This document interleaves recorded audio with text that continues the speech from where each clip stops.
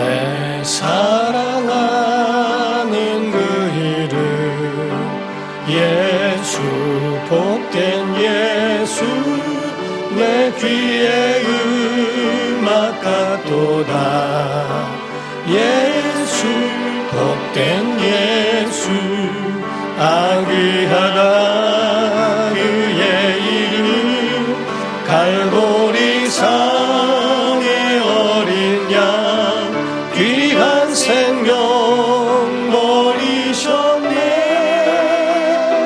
예수, 복된 예수, 내 맘에 계신 그 이름 예수, 복된 예수, 내 눈에 눈을 씻기는 예수, 복된 예수, 아귀하다 그의 이름. 갈보리 산의 어린 양 귀한 생명 버리셨네. 예수, 복된 예수, 주의 귀하신 하늘집 예수, 복된 예수, 날 구원하신 그 이름 예수, 복된 예수, 아귀하다 그의 이름. 갈보리 산의 어린 양 귀한 생명 버리셨네. 예수, 복된 예수. 오늘 가정에 대하여 종합편으로 설교하려고 합니다. 여러분 속에서 깨닫는 은혜가 있기를 바랍니다. 그래서 예배 가운데는 참여자가 되기 때문에 설교자와 함께 가야 됩니다. 제가 말하는 그 말이나 이런 모든 부분들을 함께 듣고 함께 그 길을 가면서 웃을 때는 웃고 슬플 때는 그 마음에 함께 동요하면서 가면 우린 여행을 하는 것과 같아서 기다리고 있는 사람과 여행을 함께 하는 사람의 차이점은 지루함이 없다는 거죠. 오늘도 말씀에 은혜가 있기를 주 이름으로 축원합니다. 교회와 가정이라고 하는 것은 하나님의 신적 영역이요 거룩한 영역이요 보배로운 장소라고 하는 것을 누차 말씀을 드렸어요. 신앙인들에게는 교회와 가정을 굉장히 소중한 장소로 여겨야 한다 하는 겁니다. 이단과 사이비는 가정을 소홀하게 여기고 교회를 소중하게 여기지 않습니다. 그럼으로써 자기 집단만 위해서 한다면 가정도 버리고 부모도 버리고 모든 것들을 다 버리고 오직 자기 집단에 유익한 것만 그거를 원하여 그렇게 받아들이고 그렇게 가르치고 그렇게 행동하고 있어요. 오늘날 기독교회를 사이비와 같이 그 종류로 몰아가는데 그렇지 않습니다. 기독교회는 교회도 소중하고 가정도 소중한 겁니다. 그러므로 정통 기독교회에는 사이비와 이단과 같이 그런 것으로 함께 싸잡아서 가는 것은 오해하는 일이다라고 볼 수 있다는 거죠. 교회와 가정은 연관이 있어서 교회의 시작은 예수 그리스도 신랑 되신 곧 교회의 신랑 되신 예수 그리스도로부터 시작된 것이 교회예요. 바로 가정이라고 하는 것은 창조하실 때에 에덴 동산을 만드시고 아담으로부터 하와로 인하여 시작된 것을 가정이라고 표현을 하는 겁니다. 한 가정을 이루는 것은 이와 같이 하나님이 얼마나 거룩하게 하시고 섬세하게 하셨는가. 우리가 보면은 유치원에서 그런 얘기를 했다고 그래요. 유치원에서 아이들을 모아놓고 하는 말이 얘들아 첫사람 에덴 동산에 있었던 사람이 누구인지 아는 사람? 했더니 저요 누구지? 그랬더니 아담이요. 그래 아담이 맞다. 그런데 그 부인 이름이 뭐냐 하는데 부인까지는 모르고 있는 겁니다. 그래서 아무도 대답을 못하는데 한 아이가 손을 들더니 저요. 마담 그러더래요. 그래서 아담과 마담이 만나서 한 가정을 이룬 곳이 에덴 동산이라고 하는 이야기가 있습니다. 어쨌든 간에 가정의 시작이라고 하는 것은 아담과 하와, 그들은 어린아이가 아니라 하나님이 결혼 정년기에 있는 그런 성인으로 만드시고, 아담도 하와도 이와 같이 결혼 혼례할 수 있는 성인과 같은 자로 세우셔서 한 가정을 이루게 하신 것이며, 자녀는 하나님이 주신 선물로 기록되어 있다 하는 것을 아셔야 됩니다. 한 가정의 탄생이라고 하는 것은 거룩하다. 그거는 예수님을 믿든 믿지 아니하든 똑같이 거룩하고 신비로운 장소로 하나님이 허락하신 겁니다. 여러분과 제가 오늘날 3년 전에 만약에 예수를 믿었다면 그 이전에는 4년 전에는 여러분도 불신자 아니었겠습니까? 여러분이 5년 전에 예수를 믿었더라면 6년 전에는 불신자가 아니었겠습니까? 그러므로 인하여 예수를 안 믿는 가정들은 지옥 자식이다 뭐하다 이렇게 정죄하기 전에 그들도 예비 성도라고 생각하시고, 그들도 언젠가 예수 그리스도 안에 들으면 하나님의 자녀가 되고 하나님이 세우신 거룩한 그런 신령한 영역 안에 들을 수 있지 않겠어요? 그러므로 그들을 예비 성도로 보는 것이 옳다 하는 겁니다. 그러므로 한 가정에 탄생되어진 것은 굉장히 중요하지요. 가정의 시작은 무엇으로 시작되는가? 결혼식으로 시작이 됩니다. 그래서 한 가정의 탄생이 그렇게 이루어지지만 결혼식보다 더 중요한 것은 사는 거라는 거지요. 우리가 운전면허를 딸 때는 굉장히 기분이 좋습니다. 제가 면허를 따기 위하여 운전을 하고 있는데 부득이하게 무면허로 운전을 해서 우리 성도를 데려다 줘야 될 때가 있었어요.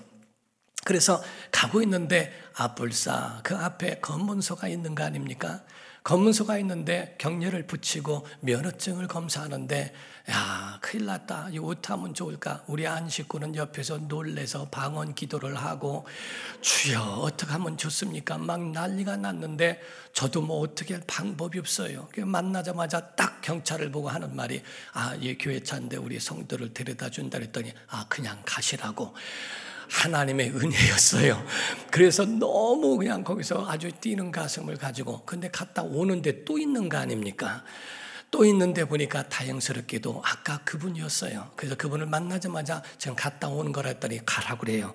그래서 갔다 오면서 이게 죄 짓는 것처럼 면허증을 보자고 할까봐 얼마나 무서웠는지. 그런데 그 후에 면허증을 땄어요. 그 건물을 지나가면서 보여주고 싶은 마음이 더 있던 거예요. 보여드릴까요? 근데 그냥 가라고 하는데 너무 섭섭하더라고요. 면허증을 따는 순간에 너무 기쁘고 즐겁고 행복합니다. 그러나 면허증을 딴 것이 중요한 게 아니라 운전이 중요하다는 거지요. 면허증을 준 것은 모범 운전자증을 준 게 아닙니다. 그러므로 지금부터 운전을 해라 하는 것과 같이 결혼식이라고 하는 것은 바로 지금부터 이제 가정을 이루어 책임감, 의무감, 권리, 행복 모든 것들을 갖고 살아라 하고 허락을 받은 것이 결혼식입니다.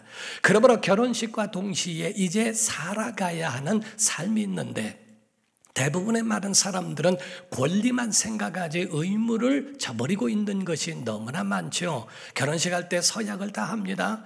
기쁠 때나 슬플 때나 어느 곳이든지 함께 하겠다라고 하는 서약을 하지만은 대부분 살아오면서 이 서약을 기억하는 사람들이 많지 아니하고, 그 서약을 깨므로 인하여 가정이 풍비박산되어지는 부분들을 없지 않아 보게 되는 것은 너무나 안타깝다 하는 겁니다. 가정이라는 것이 얼마나 소중하며 우선순위에 놓아야 하는지, 가정이라고 하는 것의 안에서는 모든 생활 안에 양보도 있어야 되고 배려도 있어야 되고, 때로는 우리가 가져야 될 때에 내 거를 포기해야 하는 결단도 필요하다는 거지요.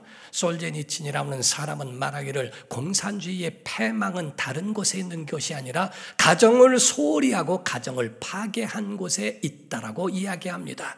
가정이 하나씩 파괴되어지니까 온 나라도 한순간에 파괴되어지고 패망으로 가게 되더라 하는 거지요. 사랑하는 성도 여러분, 여기에 대한 결단은 다른 게 아닙니다. 만약에 여러분들이 어떤 직장을 소유했는데 그 직장으로 인하여 가정을 잃는다면 버려야 됩니다. 사업이나 어떤 명예와 권력 따위를 얻는다 할지라도 그것 때문에 가정을 잃어버릴 수 있다면 버려야 된다는 거지요. 어떤 것이 소중하고 어떤 것이 우선순위에 있는지 그거를 깨달아 알고 그거를 앞에 세워둘 수 있는 것, 이것이 바로 가정을 세우며 가정을 이끌어가는 자들에 대한 의무요 책임이라 하는 거죠. 여러분과 저는요, 부부가 될 때 예수를 믿든 믿지 않든 간에 모두가 다 하나님의 영역 안에 있는 거니까 그 가운데에 부부로 되어질 때에 중매쟁이가 하나님이시라는 걸 압니까? 성경에는 하나님께서 그 부부에 대하여 중매쟁이로 세우신 것은 하나님이시라고 하는 것을 표현하고 있습니다. 창세기 2장 22절을 보니까 여호와 하나님이 아담에게서 취하신 그 갈빗대로 여자를 만드시고 그를 아담에게로 이끌어 오셨어요. 중매쟁이 같이 그 여자를 만드시고 성인으로 채우신 다음에 비슷하게 하셨으니 이제는 그를 이끌어 아담에게 데려오셔서 가정을 이루게 하신 거라는 거죠. 또 마태복음 19장 6절에는 예수께서 직접 하신 말씀입니다. 그런즉 이제 둘이 아니요 한 몸이니 그러므로 하나님이 짝지어 주셨다라고 되어 있습니다. 사람이 사람과 만나서 눈마저 만난 게 아니고 하나님이 그런 감정과 마음을 주셨다는 거죠. 짝지어 주신 것을 사람이 나누지 못할지니라 하시니라고 말씀하십니다. 곧 하나님이 중매장이가 되셔서 우리는 우연하게 만난 것 같아도 그것이 아니라 하나님의 섭리 가운데에 만날 수 있도록 하나님이 중매 쓰신 것이라고 하는 것을 깨닫는다면 결단코 신앙인들이 가정을 소홀히 여길 자가 없다 하는 겁니다. 사랑하는 성도 여러분, 결혼식이라고 하는 것, 물론 전통 결혼식도 한국의 전통 결혼식이 있지만은 그 전통 결혼식도 하나의 성경적으로 해석이 필요하지만 오늘날 웨딩드레스를 입고 그 가운데 예식하는 신식 결혼식이 성경적이라고 하는 걸 여러분이 아십니까? 바로 신랑이 입장을 합니다. 신랑이 입장할 때에 때로는 검은 양복을 입습니다. 곧 우리의 인류의 죄를 다 담당하시고 죄를 뒤집어 쓰신 예수 그리스도를 표현하기도 합니다. 오늘날 흰 옷을 턱시도를 입을 수도 있어요. 턱시도를 입고 한 그것은 곧 거룩하신 하나님의 아들이 신령한 우리 교회의 신랑이 되셨다고 하는 것을 표현하는 겁니다. 신부의 입장이 있어요. 예수께서 먼저 신랑 입장하듯 공중에 재림하시는 것을 성경 말하고 있고, 그리고 교회는 예수 재림하시는 그때의 공중으로 들어 올림을 받는, 들림을 받는 신부의 역할을 말하고 있습니다. 신랑 입장이 있고 신부가 입장을 하는데 그 신랑 앞에까지 오기까지는 친정아버지가 소를 붙들고 그 가운데에 신부를 끝까지 데리고 오는 모습을 보여주게 됩니다. 성경 안에는 주례자는 하나님이요 신랑은 예수 그리스도요, 바로 신부는 교회되는 곧 신부되는 교회를 뜻하는 것이요, 그리고 신부를 데리고 오는 친정아버지는 성령을 가르쳐 말씀하고 있는 거예요. 그래서 성령께서 그 신부의 손을 잡고 예수님 재림하시는 그날까지 우리를 붙들어 주시고 교회를 지키시는 줄로 믿습니다. 그러므로 관객은 천사들을 말하고 있고요, 거기에 신부가 쓰고 있는 면사포는 성경의 면류관을 말합니다. 드레스는 세마포를 말합니다. 종려나무 가지를 들고 있는 것, 바로 우리가 부케를 들고 있는 종려나무는 처녀라는 의미로서의 그런 신부의 모습을 가르쳐 말하고 있습니다. 이와 같이 신랑을 맞는 신부의 모습과 같이 결혼식이 이루어지는 것을 보게 되는 것을 말하고 있다 하는 겁니다. 요한계시록 19장 7절에서 8절에 그 말씀을 하고 있는데, 우리가 즐거워하고 크게 기뻐하며 그에게 영광을 돌리세. 어린 양의 혼인 기약이 이르렀고 그의 아내가 자신을 준비하였으므로 그에게 빛나고 깨끗한 세마포 옷을 입도록 허락하셨으니 이 세마포 옷은 성도들의 옳은 행실이로다 하더라 그랬어요. 곧 세마포를 입은 것은 오늘날 웨딩 드레스를 입은 것과 같은 그런 거룩한 옷을 입은 것을 가르쳐 말씀하고 있습니다. 여러분, 가정은 소중한 것입니다. 아멘. 가정의 소중함을 잊지 말기를 주 이름으로 축원합니다. 그러나 예수 안에서는 하나님의 섭리가 있음도 여러분이 깨달으셔야 한다 이 말이에요. 하나님은 눈을 보이지 않기 때문에 우리 가정에 하나님이 인도하시는지 인도하지 않는지 그에 대하여 실시간으로 느껴지지는 못할 수 있어요. 성경에 에스더라고 하는 성경이 나옵니다. 아주 유일하게 에스더라고 하는 성경 안에는 여호와 하나님이라는 그 단어가 없습니다. 여호와라는 단어도 없고 하나님이라는 단어도 없어요. 그런데 에스더가 성경 안에 들어와 있으며 그거를 읽는 사람들은 그 모든 시간과 모든 장소와 모든 매장 매절에 하나님의 손이 역사하고 있다는 것을 부인할 자가 없습니다. 여러분의 가정에도 하나님의 손이 보이지 않지만 여러분의 인생과 여러분의 가정에 하나님의 인도하심이 있는 줄로 믿습니다. 그 손길을 깨닫는 은혜가 있기를 예수 이름으로 축원합니다. 그러므로 여러분들은 하나님의 말씀을 배웠으니 그 말씀 가운데에 여러분 자신이 세워가는 것 또한 중요하다는 거지요.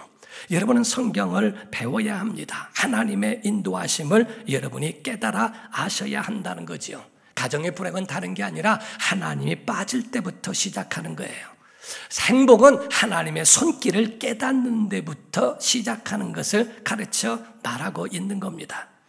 오늘날 핑계대고요, 원망하고요, 그리고 하나님이 우리와 함께 하신다는 것을 젖혀놓고 그 행복을 사단에게 빼앗겨 불행한 가정으로 만드는 것은 너무나 아쉽고 안타까운 일이 아니라 알 수 없다는 겁니다. 저는 음식을 먹어도요, 어느 때부터인가 음식을 먹어도 그 중에 제일 우리 집에서, 아니 밖에서 하는 거야 뭐 천차만별이고 뭐 한도 끝도 없지만은 집 안에 있는 것으로 먹게 되거나 하면은 제일 좋은 것부터 먹습니다. 제일 좋은 것부터. 왜냐면은 그거를 미루다가 못 먹을 수도 있거든요. 우리가 싱싱한 거 지금 먹어야지, 네, 나중에 먹지 해놓고 나중엔 시들은 걸 먹을 수 있어요. 오늘 여러분의 삶에 오늘이 거룩하고 오늘이 행복하다면 오늘 이것을 누리기를 주 이름으로 축원합니다. 가장 좋을 때에 여러분이 누릴 줄 알고 가장 좋을 때 이거를 소중하게 여길 줄 아는 것이지, 뒤에 다른 때에 이렇게 뒤로 미루는 것은 절대로 현명한 것이 아니라고 하는 것을 보셔야 됩니다. 중요한 것은 우리가 천국 갈 때의 모습이 어떨까? 천국 갈 때 어떤 모습일까? 어떤 사람은 우리가 이 땅에서 우리가 영생한다, 이 땅에서 영생한다 이렇게 말하면서 하고 있는데, 자, 그럼 그 모습이 변화되지 않는다면 어떤 모습일까? 어린애로 갈까? 어린애로 지금 있는 사람은 어린애로 살까?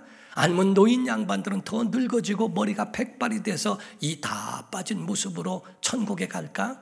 여러분이 그걸 아셔야 되는 것은 하나님이 창조하실 때도 어린아이로 만들지 않냐고 성인으로 만드신 것처럼 오늘날 마지막 주 예수 재림하실 때 우리가 주 앞에 갈 때도 죽은 자는 살아나고 살아있는 자는 호련히 변화되는 것도 바로 이와 같이 결혼 정년기 같은 성인의 가장 아름다운 모습으로 우리를 그렇게 변화시킬 수 있다 하는 거죠.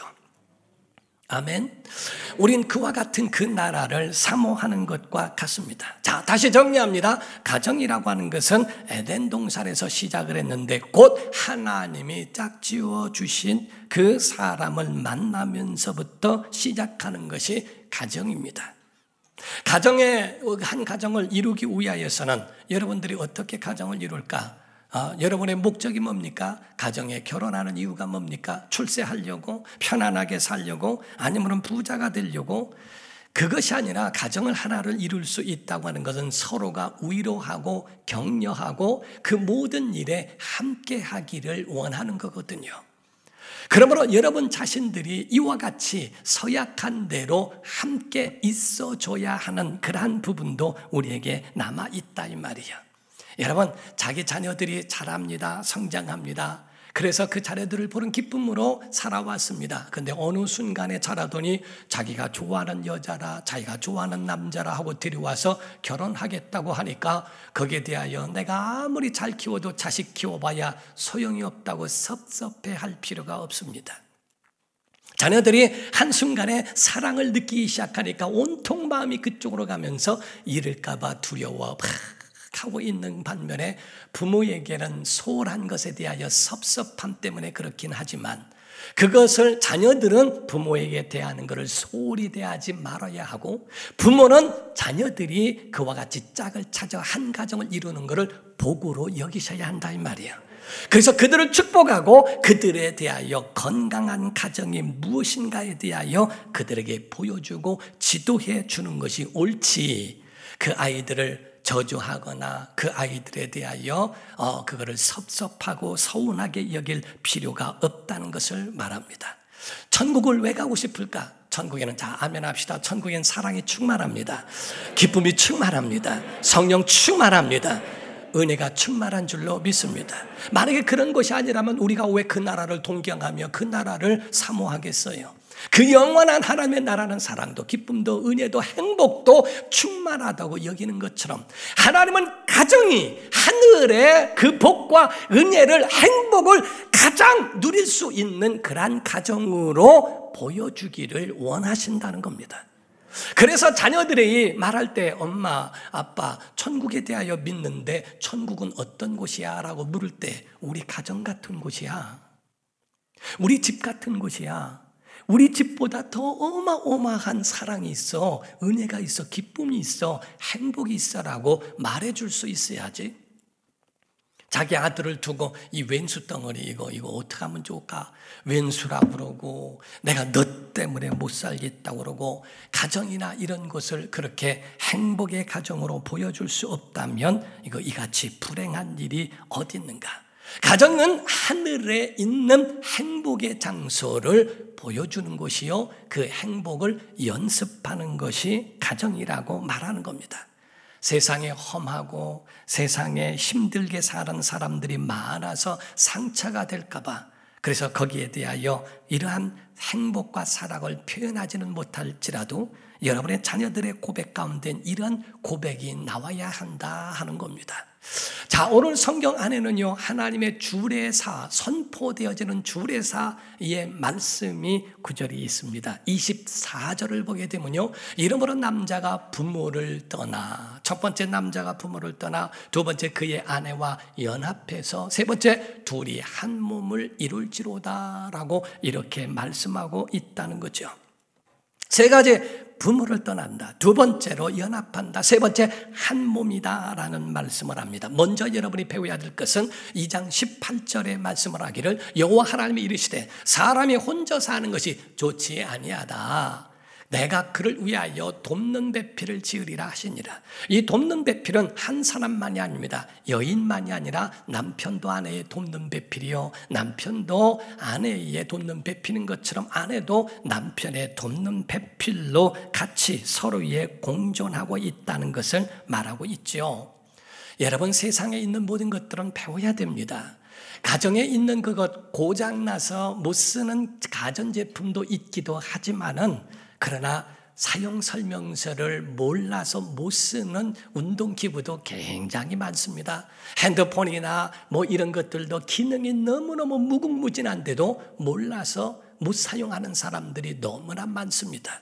오늘날 결혼하기 전에는 연구합니다. 아내를 연구하고 남편을 연구하고 서로가 그렇게 될 예비 신랑 예비 신부를 위하여 거기에 대해서 아주 연구하고 무엇을 좋아하는지 무엇을 싫어하는지 굉장히 그런 마음을 갖더니, 결혼하고 난 다음에는 연구를 그치고 그 다음부터는 행복해지는 거기에 대하여 더 이상 발전하지 못하는데 문제가 있는 거예요. 다른 집도 다 그런데 우리 집이라고 뭐 다를 바가 있으랴라고 하는 안일한 마음을 갖게 된다는 거죠. 교회에 분명한 매뉴얼이 있는 것처럼 가정 안에서의 삶도 배워야 하고, 가정에서도 어떻게 살아야 되는지를 자녀들에게도 이것을 알려줘야 한다는 겁니다. 배웠다고 해서 다 되는 게 아닙니다. 배우고 노력해야 된다는 거죠. 우리가 이론적으로는 다 알고 있는데 그것을 행동하지 않으면 무슨 소용이 있습니까? 이러면은 다이어트 됩니다, 이러면은 살 빠집니다, 그렇고 자기는 하나도 안 한다면 왜 살이 빠지겠어요? 각각 건강하는 거는 운동해야 되고 뭐하고 알기는 잘하는데 행동하지 않으면 자기하고 아무런 상관이 없죠. 교회에서는 일러주고 매뉴얼을 알려주는 것이고, 성도들은 그 매뉴얼대로 행동하는 건 여러분이 하셔야 된다는 거죠. 원양 어선을 타고 먼 바다로 가는 사람, 가기 전에 행동에 대한 이야기를 합니다.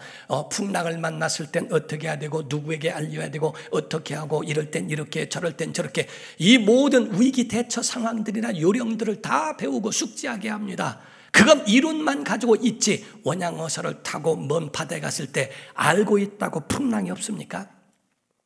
알고 있어도 풍랑은 옵니다. 아는 자와 모르는 자의 차이는 풍랑이 올 때 그때 아는 자는 그거를 잘 극복하고 대처해 나가는 거고, 알지 못하는 사람은 거기에 완전히 다 어떻게 할 줄 몰라 두려움과 공포 가운데에 그거를 지나버릴 수밖에 없다 하는 거죠. 모든 일에는 의무가 있고 권리라고 하는 게 있어요. 자기가 자기를 감당할 수 있을 때에 그 일을 하는 것이 옳습니다. 결혼 정년기라고 해도 그가 가정을 이끌어갈 수 있는 책임감과 그런 의무감을 가지고 있을 때 그게 비롯되는 거죠. 왜 미성년자라고 이야기를 합니까? 아직까지는 그걸 감당할 수 있는 그러한 것이 없기 때문에 오늘날 제가 학생 인권 조례라고 하는 걸 기독교회가 왜 반대합니까? 그 조항을 보면 전부가 권리는 있는데 의무가 없어요. 의무에 대한 것들은 다 빠져있고 오직 그들의 행복을 위하여 그들의 권리를 다 줘라? 얼마나 위험한지 아십니까? 제가 아는 목사님의 이야기를 듣고 제가 굉장히 마음이 아팠던 적이 있습니다. 제가 아는 그 목사님의 아들이 시골에서 목회를 하는데 아들이 거기에서 하도 자전거를 타고 싶었어요. 자전거를 사달라고. 그래서 그 생일날 큰맘 먹고 목사님이 자전거를 사줬는데 2시간 만에 시체로 돌아왔어요. 자전거를 감당할 수 없는 자에게 자전거를 맡겨 그것을 한순간에 그 목숨을 끝나버리고 말더라는 거죠. 아이들에게 모든 거 행복하니까 다 해주라? 제가 아는 극동방송에 찬송 인도자 그분의 간증 듣고 또 마음이 아팠던 적이 있어요. 어린아이가 4-5살 된 아이가 있는데 그 아이가 콘센트에다가 젓갈을 내면서 감전돼서 온몸이 거의 타다시피 하고 화상을 입고 결국에 오랜 동안 몇 개월 동안에 있으면서 병원에 있다가 세상을 떠났어요. 어린아이들이라고 하는 미성년자에게는 감당할 수 있는 것이 있고 없는 것이 있어요. 권리만 있다고 무조건 다 그들에게 허용한다라고 하는 것은 굉장히 위험한 겁니다. 가정의 의무라고 하는 것을 이야기하는 것은 그걸 감당할 수 있는 사람, 가정을 책임질 줄 알고 이끌어갈 수 있고 함께 해나갈 수 있을 어느 정도의 그런 지각이 있는 자들에게 결혼이라고 하는 것도 하고, 그리고 어른들이나 이런 모든 것들이 함께 그렇게 어우러져 아름다운 가정을 이루게 하는 거죠. 부모들도 다 하는데 왜 우리는 못하느냐? 부모가 하는데 우리도 할 수 있는 권한을 달라. 멋있는 말 같고 아름다운 것 같아도 그거를 세상에서 사회에서 법으로 인정해줘요. 그게 패망의 지름길이 될 수 있기 때문에 그들을 미워하는 게 아닙니다. 아이들의 가지고 있는 권한을 축소하고자 하는 것이 아니라 권리는 의무와 같이 가야 되기 때문에 그래서 이야기하는 겁니다. 가정도 마찬가지로 서로가 권리만 주장해 보십시오. 그 가정이 온전하게 갈 수 있겠는가에 대하여 말하고 있죠. 사랑하는 성도 여러분, 서로가 의무를 다할 때 그때 행복하며 모두에게 사랑이 넘치게 되는 겁니다. 오늘 4가지에 대하여 성경은 말하고 있어요. 첫 번째가 다른 말이 아니라 아까 읽으신 것처럼 남자가 부모를 떠나라고 되어 있어요.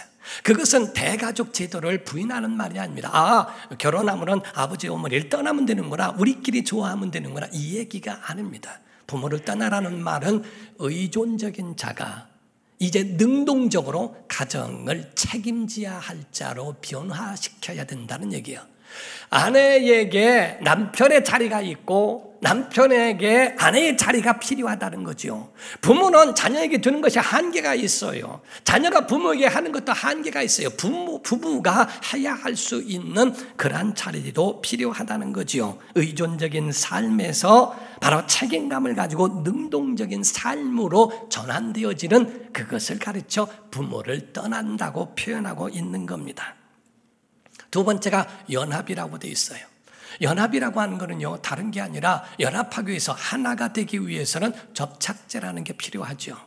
그러하기 위해서는 어떻게 합니까? 접착하기 전에는 이물질을 싹 닦아냅니다. 그 안에 있는 걸 씻고 그거를 아주 먼지 하나 없도록 싹 해놉니다. 똑같이 그 안에 이물질을 제거하듯 가정에서는 부부와 서로의 모든 관계 가운데에 상처와 모든 것들을 알고 씻을 줄을 알아야 한다는 거예요. 상처가 치유되어야 한다는 겁니다. 치유된 다음에 접착제를 붙이게 되는데 이 접착제는 예수님의 사랑이요 은혜요 십자가의 피의 사랑인 줄로 믿습니다. 예수님의 사랑과 그 은혜가 그 속에 있을 때 하나로 접착되어 하나가 될 수 있다는 것을 가르쳐 말씀하고 있어요. 이물질을 제거하듯 상처를 치유하고 그 속에 가지고 있는 잘못된 것들을 다 드러내고 치유받아야 하는 것이 두 번째입니다. 세 번째가 한 몸으로 있으라 하는 얘기입니다. 한 몸을 이룰지로다 하는 말인데 그게 명령문입니다. 한 몸이 있다 또는 한 몸이 되어라, 한 몸으로 있어라 하는 얘기입니다. 곧 같이 있어 란 말입니다. 그의 곁에 있어. 행복할 때도 있고 슬플 때도 있어줘, 있어라 하는 얘기입니다. 그래서 아내가 남편이 막 속상할 때도 함께 하려고 하는 서약이 있었지 않은가. 제가 사랑이라고 하는 정의에 대하여 100몇 가지가 있는데 그 중에 가장 마음에 감동되어지고 그 말씀에 제가 와닿는 사랑의 정의 중에 하나가 뭐였냐면 사랑은 비 오는 날에 우산을 받쳐주는 것이 아니라 그 비를 함께 맞아주는 것이다. 슬플 때에 그 슬픔을 피하게 해주는 것도 소중한 일이지만은 그 슬픔을 함께 나누는 것도 소중하다 하는 거거든요. 부부는 서로가 같이 있으라는 거예요. 아, 당신은 저쪽에 있고 자기는 성공의 자리에 올라가 있는데 아내는 저 밑에 있고 자기는 영광의 자리에 올라가 있는데 남편은 저 아래에 있고 한 것이 아니라 함께 있어라, 함께 있어라, 하나가 되라, 하나가 되라 하는 것을 가르쳐 말하는 겁니다. 우리가 세상에는 아내에게 바치는 노래라는 게 있어요. 거기 보면 나는 다시 태어나도 당신만을 사랑하리라 해가는 게 있어요. 설문조사를 하면서 물었어요. 당신은 다시 태어나도 이 남편을 만나겠느냐? 세 글자, 미쳤냐? 이게 많았어요. 우리 교회는 절대 그런 얘기하면 안 돼요. 제가 예언하건대 다시 태어날 일은 절대로 없으니까 노후 대책을 위해서 그렇게 하겠다고 얘기하셔야 됩니다. 그래야지 후환이 없어요. 다시 태어나도 당신만을 사람은요 다 늙어가는 거예요. 어떻게 할 수가 없어요. 이 육체에 살아나는 일들이 다 그런 거죠. 20대에서 30대가 하는 것을 화장이라고 그러죠. 30대에서 40대 하는 것을 치장이라고 그래요. 40대에서 50대 하는 것을 분장이라고 그래요. 50대에서 60대 넘어가는 것을 비연장이라고 그래요. 60대 이상은 환장한다는 게요. 화장빨이 안 먹어가지고 말이요. 이게 얼굴이 안 두른대요. 이게 한다는 얘기가 있어요. 그러니까 우린 다시 태어날 일이 없으니 어쨌든 간에 어쨌든 나는 다시 태어나도 당신과 함께 있겠다라고 하는 게 그게 현명한 사람이라는 겁니다. 아멘 좀 해보시옵소서. 마지막 네 번째입니다. 네 번째는 부끄러움이 없더라. 25절에 말씀을 하고 있는데요. 아담과 그의 아내 두 사람이 벌거벗었으나 부끄러워하지 아니하니라. 허물이 허물되지 아니하더라. 가정 안에는 무장 해제하는 곳입니다. 옛날처럼 투구 쓰고 가분 입고 왔는데 집에 와서도 투구 쓰고 밥 먹습니까? 거기 와가지고 에헴 나 1인 오너라 하는가? 목사인 저도 여기서 있고 가정에 들어가면은 목사복을 벗고 옷을 벗고 다시 옷을 갈아입습니다. 모든 것들을 무장 해제하고 가정에 들어갈 때는 목사로 들어가는 것이 아니라 아버지로 들어가고 남편으로 들어가고 또는 바로 자녀된 도리로서 들어가는 거지요.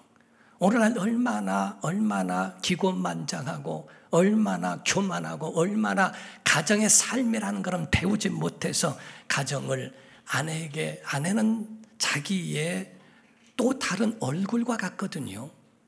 아내가 슬퍼하는 모습을 보고서도 즐깁니까? 남편이 슬퍼하는 모습을 보고도 즐깁니까?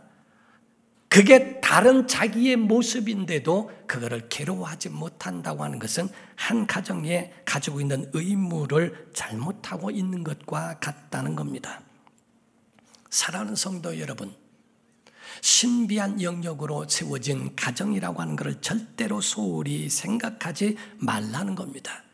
여러분의 가정을 은혜로 덮기를 주 이름으로 축원합니다.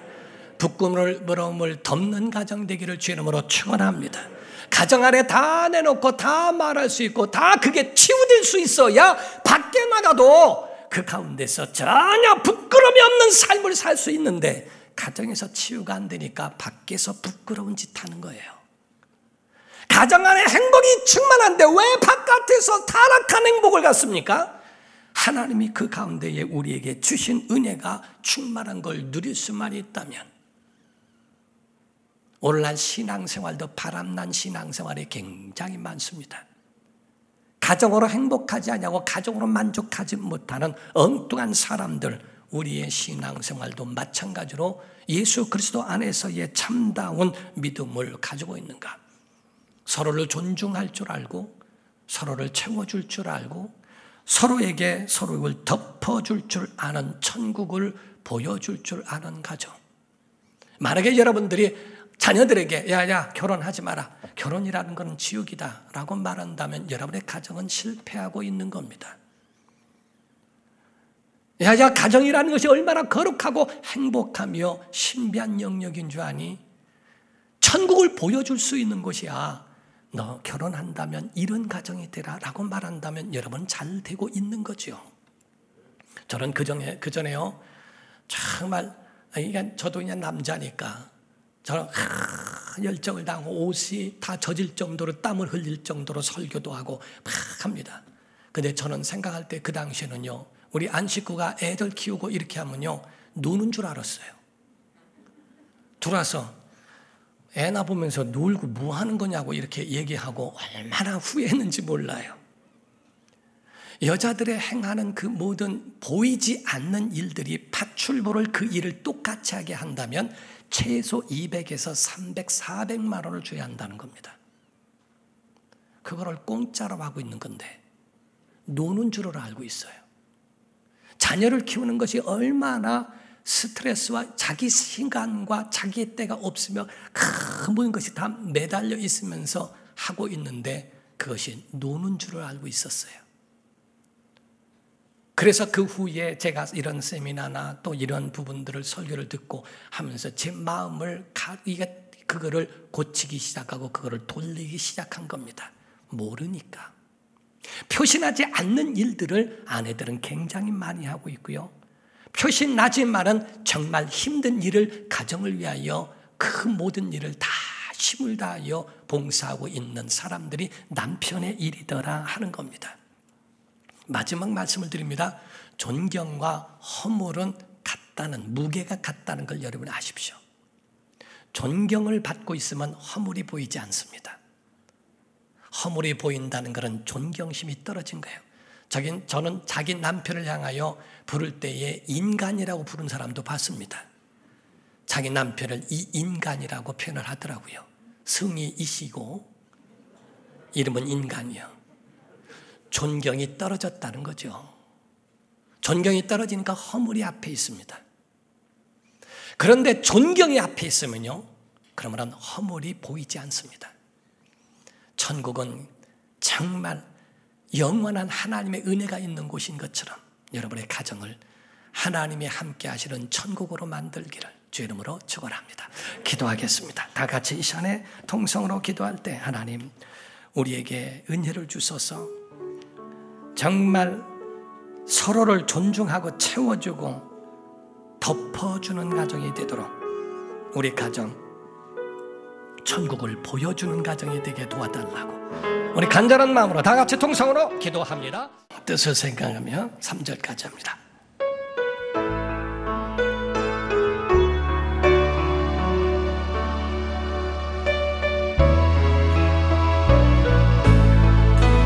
날 구원하신 주 감사, 모든 것 주신 감사, 지난 추억이 내가 내 안에 계시네.